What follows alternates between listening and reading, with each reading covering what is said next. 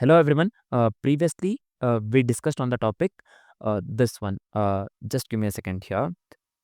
We had discussed on the topic custom type predicates, right? Today we'll be discussing about using this in callbacks. So this keyword in callbacks can lead to scoping issues. We know that one, right? So this keyword basically in the callbacks can lead to scoping issues.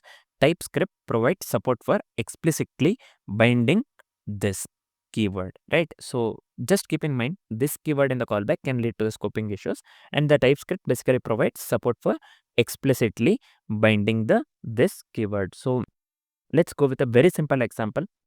Explicit this in a function. Let's see. Let's try to implement the same thing with the example, right? So I'll just give here. Let me make use of the class and just give you a counter.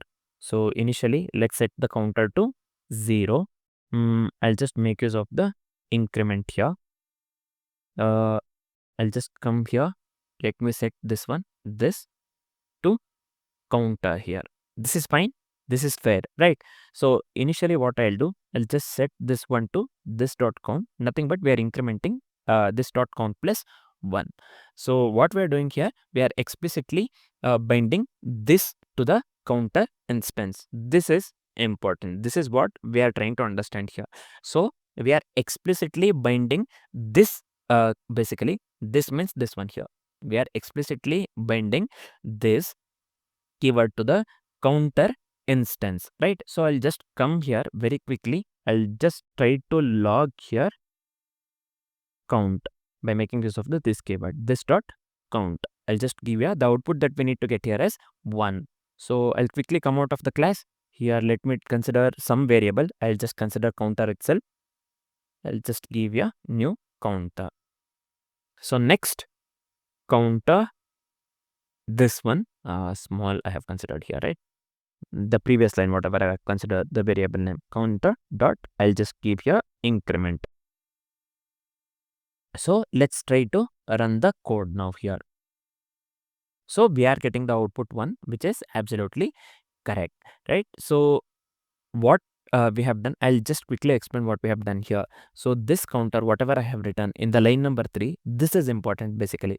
This is what we are trying to understand here, right? This counter, what I have written here, this ensures the correct binding in increment. So this ensures the correct binding in increment. Initially we have set the value to the 0. So we are making here this counter, which basically ensures the correct binding in increment. So we are giving here this dot count equals this dot count plus 1. So while I give counter dot increment, so I have to get the value 1, which I'm getting basically. So the code works absolutely correct, right? So I hope the concept of explicit this in a function is completely clear. Nothing but I hope the concept of using this in callbacks is completely clear, right? So next, let's go with one more example. Binding this keyword manually, right? Binding this one, this manually. So let me quickly erase this one.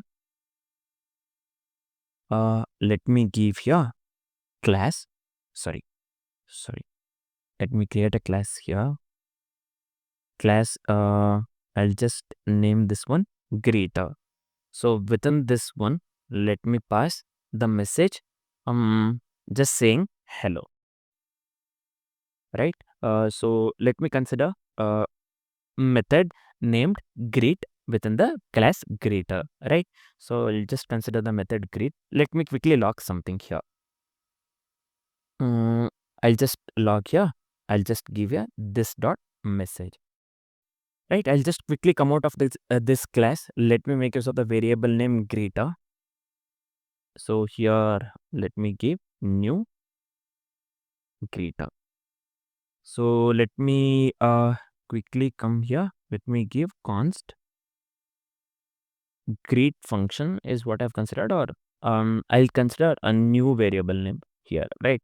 So I'll just give here greet function greeter dot greet dot, let's bind this one using bind basically.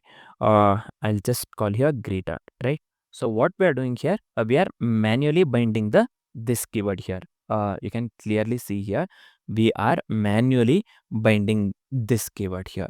So I'll just come to next line. Let's call the greet function basically.